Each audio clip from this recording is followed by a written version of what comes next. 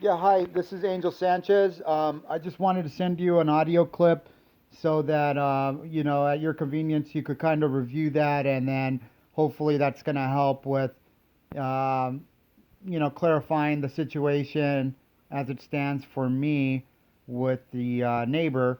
And um, basically, what I have since the hearing, or excuse me, since the court order, I've tried to protect myself as best as I can. So I usually have my phone on me, and so there has been several occasions where he has intentionally, directly walked within my personal space, and by that I mean within feet.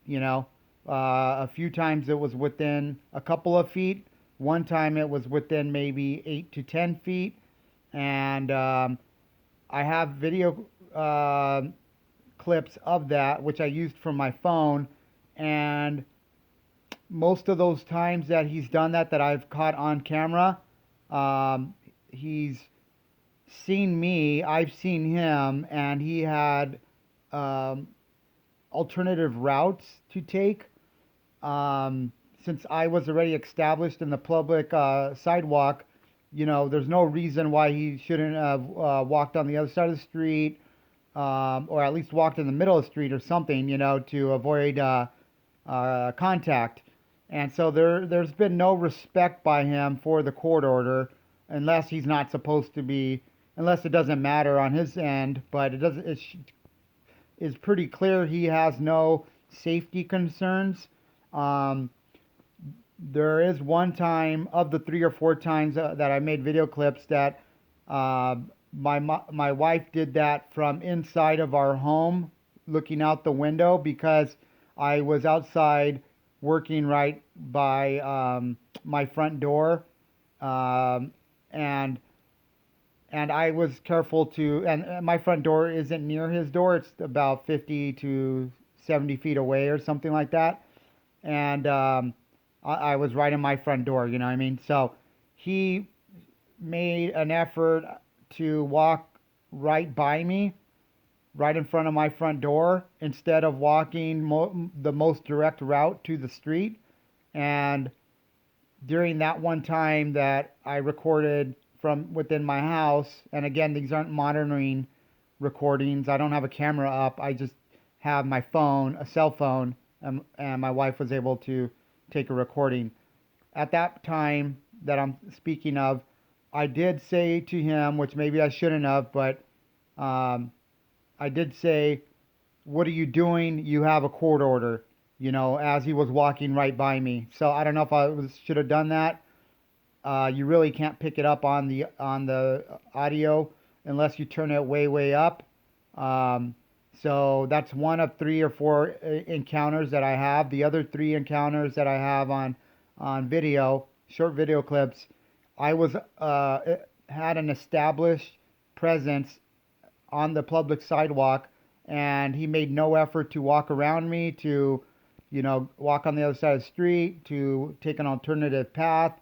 And so I just wanted to let you know that I'm going to start a new Google Drive folder in the link that I sent you, but I'll resend it.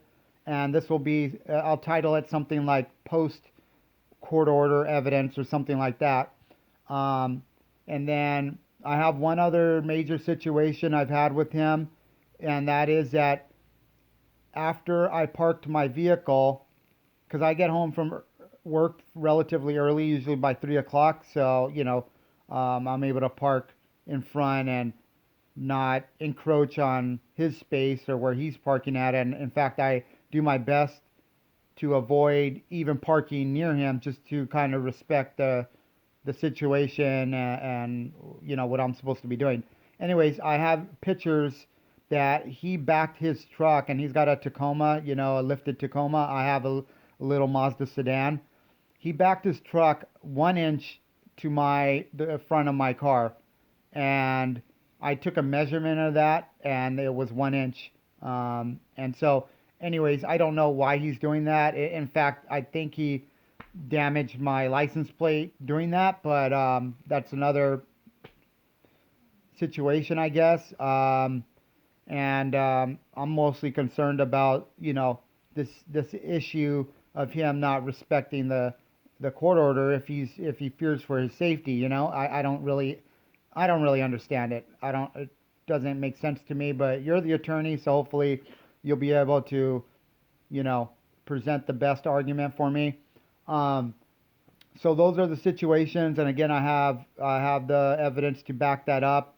And as far as the declarations, I'll have two declarations for you, and I'm having trouble getting them, but they will come. I already know that. I'm gonna get them no later than this weekend and have them to you by Sunday night, if not sooner.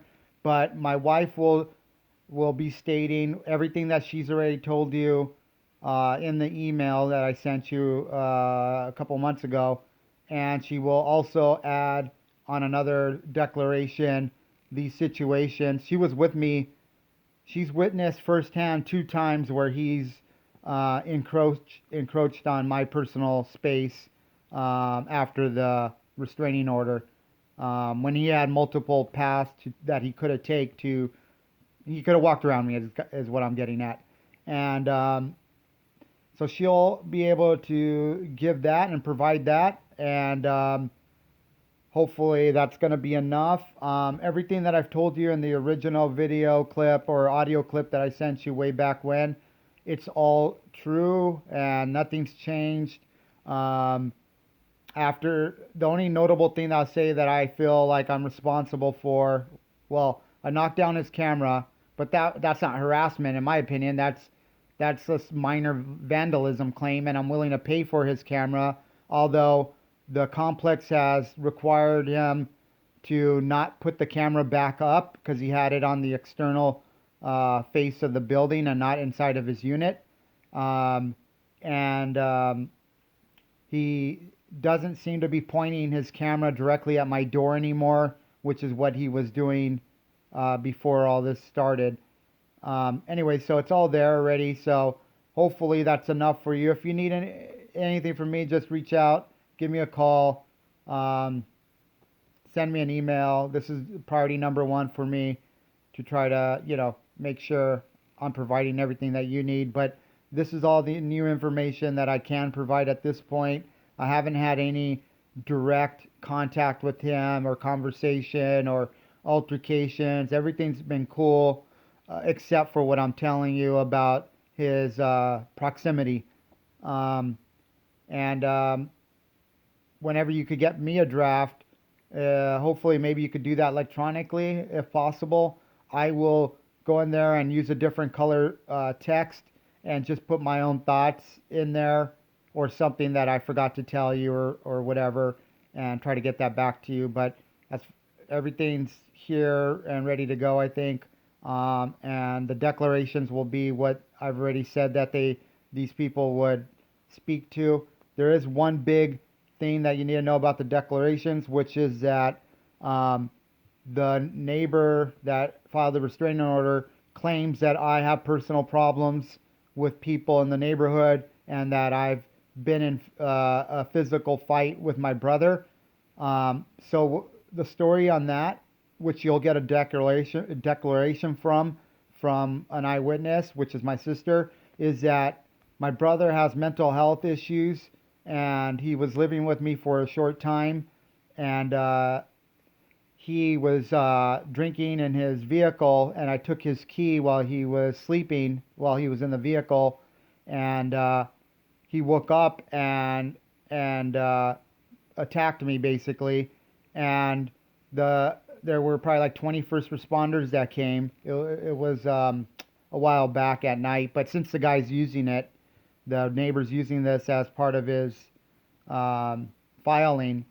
I want to make sure that you know that my brother was taken in on a mental health 5150 hold to the hospital, and in lieu of being charged or arrested, and I was not charged with anything. I was not, given any reprimands by the police or nothing like that. They let me go, and they understood that that I was attacked and that I did not cause the fight, even though it wasn't really a fight because I just held my brother down until the police came. So the neighbor is wrong in what he's saying, and I'm gonna send you my brother's date of birth and his full name. If you want to look up the police report, feel free to do so. But my sister is gonna give a declaration because she was there in person because she lived down the street from me. She lives down the street from me, and she came to kind of support me in the ordeal, and was there when the police officers took my brother in on this medical hold. So that's the only issue I've had with from a physical situation, and we could totally undermine the neighbor's claims on that for sure. And that's about it. So if you need anything, let me know. Sorry it got so long. I just wanted to give you everything that I knew at this point. Thank you.